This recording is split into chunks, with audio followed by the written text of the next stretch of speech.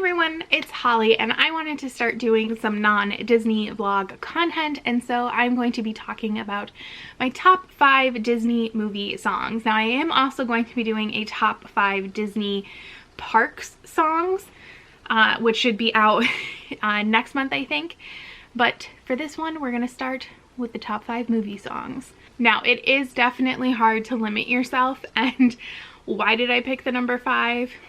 I don't know. It is completely arbitrary. I could have done 10, but I thought 5 just felt better. Speaking of arbitrary, my cat just like came out of nowhere and scared the crap out of me. I did also put an arbitrary rule on myself that I could not pick a song, more than one song from a movie. There are some movies that I feel like the songs are just amazing, and there are tons of songs that I also really love, but I had to make a limit at some point and call it. And especially when you have geniuses out there like the Sherman Brothers, Howard Ashman, Alan Menken,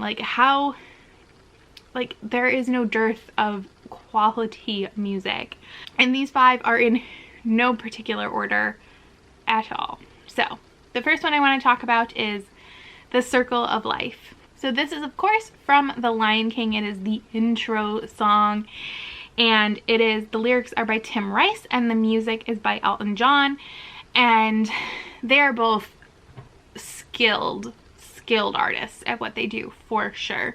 Beyond The Lion King, I mean, Aida the musical is beautiful.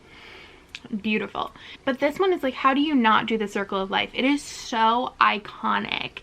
And I feel like everybody who ever has had a cat or who has ever had a child has definitely, I've never had a child, but I've had a cat and I've been given a child. And if you don't lift your kid up like this, you are tempted to lift your kid or your cat up like that. It is just, it's beautiful. It's a moving song. It's iconic. And does anybody remember, Disney used to have these commercials? They were called the Magic Happens commercials. If I can find any, I'll link them below, but I feel like whenever I find them on YouTube, they end up getting like removed. And there's one with a dad, and the mom is like going to work or whatever, and she like keeps telling the dad like, you know, like how he has to like make sure the kids do everything like right, you know, they have to go to bed and, you know, behave or whatever. And then she goes out the door and then the kids are like, "Can we, Dad?" And he's like, "What?" And they're like, "Dad." And then it cuts to the nighttime and the mom is like coming home, and obviously the kids are supposed to be in bed, and the room is just like full of the kids and then all their stuffed animals, and there's a baby and he just has the baby up and he's singing The Circle of Life, and the mom comes in and you can tell she's mad, and then the kids are like, "One more time." And I don't know if that commercial is why I have such like a connection to this song. I don't know, but I think it's an amazing song. Next is How Far I'll Go by Moana, from Moana. Both the lyrics and music are by Lin-Manuel Miranda, and this is one of the movies where like you have to limit yourself because there is such good quality music here. But like, I had to really limit myself because the I Want song from a lot of these Disney movies are just, oh, they hit you, man. They hit you. And I mean, there's a reason. The I Want song is meant to kind of get to you, right? But this is definitely one of my favorites. It like pumps me up. Like sometimes if I'm like having a bad day or I'm like struggling, I'll pull it up on my phone, like on my iTunes, and I'll play it, and it just like gets me going. Like,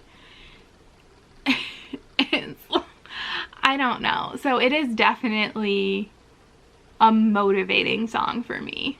Next is Under the Sea from The Little Mermaid, and oh, is this one hard. I was literally sitting there like, under the sea, part of your world, under the sea, part of your world, under the sea, part of your world. And I ended up going with Under the Sea because I think How Far I'll Go is the superior I Want song, and I didn't want to just do I Want songs. So I went with Under the Sea, which the lyrics are by Howard Ashman and the music is by Alan Menken. And this song is like the spirit of The Little Mermaid, and it's so much fun. It's like it's such an earworm. Everyone loves it. It puts a smile on your face. I love the whole scene in the movie, and I love Sebastian. Next is The Gospel Truth from Hercules, and I know you might think that's a weird pick, and again, I think Hercules, honestly, full of great quality music. The I Want song in this, I Can Go the Distance, again, is a huge, oh, it was so tempting, but again, I didn't want to do like all I Want songs. But that one is another one that like hits me in the feels. I also danced to that song, so I think I kind of have emotional connections to it. But The Gospel Truth is just amazing. I mean, this is an underrated film. It's underrated music. Oh, and this is, the lyrics are by David Zippel, and the music is, of course, by Alan Menken. I just love the muses. Like, they are the best. Their like narration, their sass, like the way they interact with Zeus is amazing. And I love the whole style of the music. And this song is just like pure exposition, but it delivers in the best way possible. And when I think about the potential of Hercules becoming a Broadway show, I would die, or a live action, which like I'm undecided on if I want or not. All I ever think about is seeing like this number and seeing the 5 muses like come to life, and I need that in my life. And the last one is, I feel like if people think about it, they also think it's a good song, but it's often one that's forgotten, and that is God Help the Outcasts from The Hunchback of Notre Dame, which this one, the lyrics are by Stephen Schwartz, and the music is, of course, by Alan Menken. And I personally love the music in The Hunchback of Notre Dame. I think a lot of people don't like it. A lot of people don't like this movie. I think it's a great movie. I love the music. I love all of the music, like every song. There is no bad song. But God Help the Outcasts has always, it makes me like so emotional listening to it. And I think it's a very unusual song for Disney. I think it's a like risky choice. The story in and of itself is risky, but this song is risky.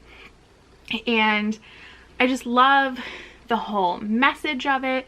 And I love Esmeralda, and I love that you have this character who like in a lot of ways is lesser than others, and she's so selfless. I love it. I think it's so different from a lot of music that Disney does, and it is kind of a downer of a song, but it's also kind of uplifting. Like, there's a lyric where I can't sing, but she's like, I ask for nothing, for I can get by, but there are so many less lucky than I.